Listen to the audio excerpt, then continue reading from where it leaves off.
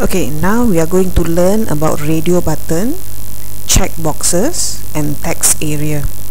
Okay, so let's talk about radio button first, and here you can see the output. This is the codes that I've written. So these are radio buttons. Okay, whenever you use radio button, your choice is only one. You are not allowed to choose more than one. That is how you use a radio button. The one that you see here, this is a checkbox. Okay, we have 3 checkboxes. So whenever you use a checkbox, that means you can check more than one. That means maybe the notification, sorry, there's a typo here. Maybe the notification that you want to receive is through different mediums. Okay, I want to get through SMS and also a letter. Maybe you can choose more than one. Remarks, maybe you can put some other descriptions. Make sure it is clean, maybe. Alright, so you can put some remarks before you send your order.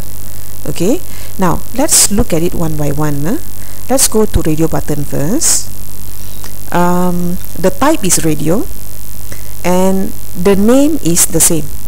Alright, I keep on telling you earlier in other lessons that make sure the name is unique, meaning the name cannot be the same. But for radio buttons especially, you cannot have different names. Okay, let me show you what happens if I have different name. So this one I put as 1, this one I put as 2, this one I put as 3. So different names, right? So let me refresh, and what happens now is it is treated as different groupings, and I can click on all 3. This is not how you use a radio button. It's wrong.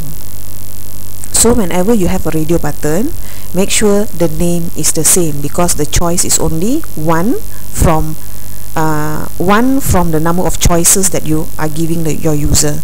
Alright. Values is also unique. Alright. That means I shouldn't have the same values. So here I have 1, 2, 3 for 1 year, 2 year and 3 years. I can even copy this and put it inside here. So I have here 1 year and inside also 1 year. Remember guys, the one that you see here outside here is for the human to see and select. The one that you see inside here is very important. This is what the computer will choose once you have made your selection. Okay, so these two are important. Alright. Now let's go and see notification, which uses checkboxes. For checkboxes, it's up to you. Your name can be the same, your name can be different. But most of the time we make it the same, because later on during processing we are going to use array. So whenever you use array, it's better to use the same name. Okay, how it works is the same as how a radio button will work. The only difference is the choices that you can make is more than one. Okay, again, this one I showed you the value is using numbers, but here I'm using similar value as what you see outside, so it's up to you. Remember the drop down box that we did in our previous lesson is the same thing.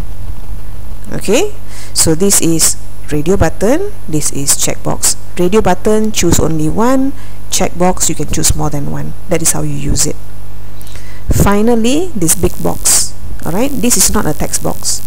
Okay, text box is shown as a one long line of box, but for a text area, you can actually write many things. You can even scroll down. Automatically on your right hand side you'll have a scroll bar. Okay, you can go on typing. Alright, so how do you actually come up with this particular big box for you to write things on? So you use the text area tag, give it a name, and you can set the rows and the columns.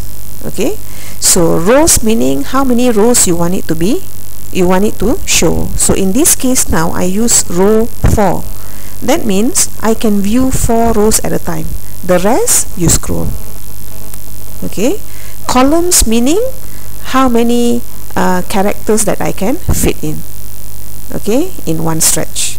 So you can change it according to your liking. Alright, Now if let's say if I want to put a default value, okay, in a text box, if you want to use a default value, you use the word value, okay. But for a text area, if you want to have a default word to be written automatically in the box, what you can do is, can you see the space here between the opening tag and the closing tag? Okay, this is the place that you can put in your default value. So if I put h all the way here as a default value, what you will see is some values over here. If you like it, you can use it. If you don't like it, you change it, delete it, and write your other value.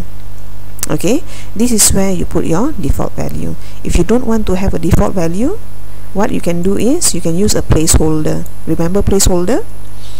So go inside, we can just put a placeholder and write whatever that is necessary.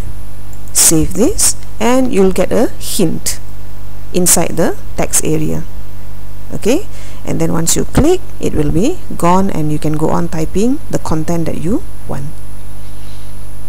Alright, so for this particular lesson, we learned how to use radio button, check boxes, as well as text area.